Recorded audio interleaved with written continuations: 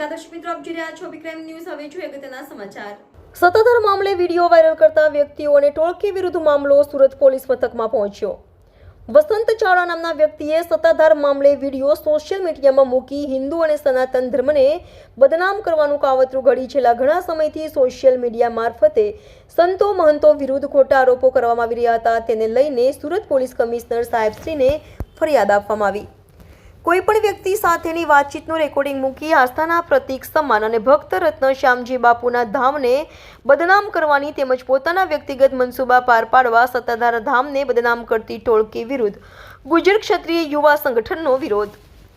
રેકોર્ડિંગમાં સત્તાધારના સંતો મહંતો પર અનેક પાયાવિહાણો આરોપ થાય છે તે બાબતે તપાસ કરી સત્ય બહાર આવે તે બાબતે ફરિયાદ આપવામાં આવી।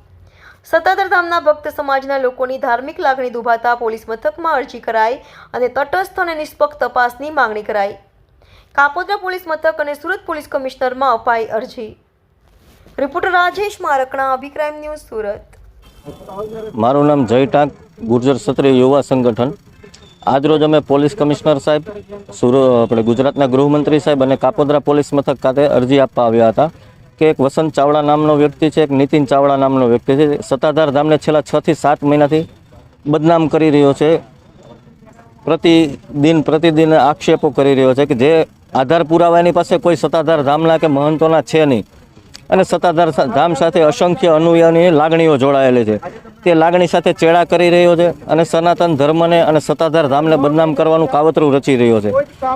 એટલે અમારી ગૃહમંત્રીને અને ગુજરાતના મુખ્યમંત્રીને એ જ રજૂઆત છે કે આ વસંત ચાવડા નામના વ્યક્તિ ઉપર તાત્કાલિક ધોરણે કાર્યવાહી કરવામાં આવે અને અમારી એક જ માંગ છે કે આની પાછળ કોણ કાવતરું આણી મંડળી રચી રહ્યો છે એની ઉપર પણ કડકમાં કડક કાર્યવાહી કરવામાં આવે એવી અમારી આજે રજૂઆત હતી।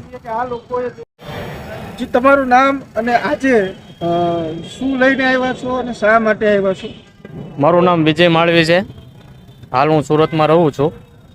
ઘણા સમયથી એક વસંત ચાવડા નામનો ઈસમ છે જે યુટ્યુબ ચેનલ ઉપર સત્તાધાર ધામ તથા સત્તાધારના સંતો ને બદનામ કરવાનું કાવતરું કરી રહ્યો છે। હાલમાં ત્યાં વિજય બાપુ છે એની ઉપર પણ બદનામને કરી રહ્યો છે। સાથે સાથે એમના પહેલાં જે ભૂતકાળના સંતો હતા જેમ કે જગદીશ બાપુ, એના ઉપર પણ એક ચારિત્ર ઉપર એક ઓડિયો ક્લિપ છે જેમની મેં ક્લિપ બનાવી અહીંયા સાહેબને આપેલી છે। અને જે જગદીશ બાપુના ગુરુ હતા જીવરાજ બાપુ, એમના ઉપર પણ એણે એક વ્યક્તિ દ્વારા આક્ષેપ કરવામાં આવેલો છે એવી ઓડિયો ક્લિપ મેકેલી છે જેમાં જીવરાજ બાપુનું મૃત્યુ શંકાસ્પદ હોય એવું તે જણાવે છે।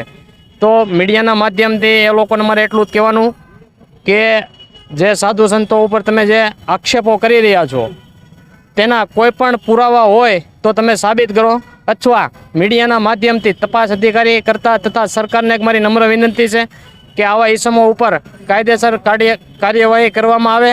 સાથે સાથે સનાતન ધર્મને બદનામ થાય એ અટકાવવામાં આવે એવી મારી વિનંતી છે આપને।